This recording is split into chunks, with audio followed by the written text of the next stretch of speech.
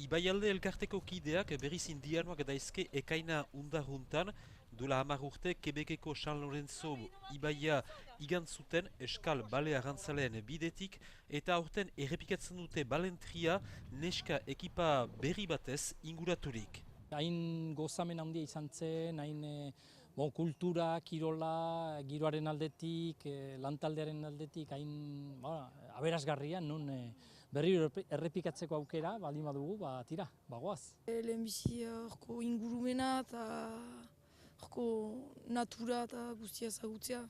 Hemen gu entrenatzen gira portuan eta mazugu bizikileko polita entrenatzeko. Alde hortatik aldatuko digu eta gainera gero ibai zaila da, ibiltzeko eta korrontea hundikoa da eta zabaltu asuna hundikoa. Beraz behitu interesa hainitz. Harremanak ere finkatu zituen lehen ibilaldiak, ane Rafaren alabak baliatu dituenak. Nik Montreal ezagutu nuen urte betez bizi zen nintzanan.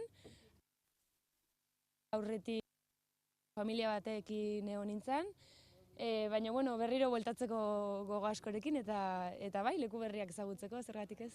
Oraikoan Troapistoletik Montrealerat igoko dira, heldu den astetik goiti 13 egunez 600 kilometra eginez, eta oraikoan ere untzi bat utziz beren pasaiaren lekuko. Lengoan kasik ondare edo monumento gisa utzi trainerua, egurrezko ura, Lapurdi izenekoa, utzi bagenuen Paba izeneko interpretazio zentroan.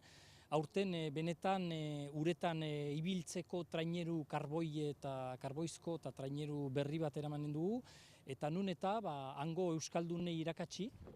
Hori esker, San Lorenzok ez du 10 urtetik behin ikusiko indianoen trainerua, baina logdaki egun guziz.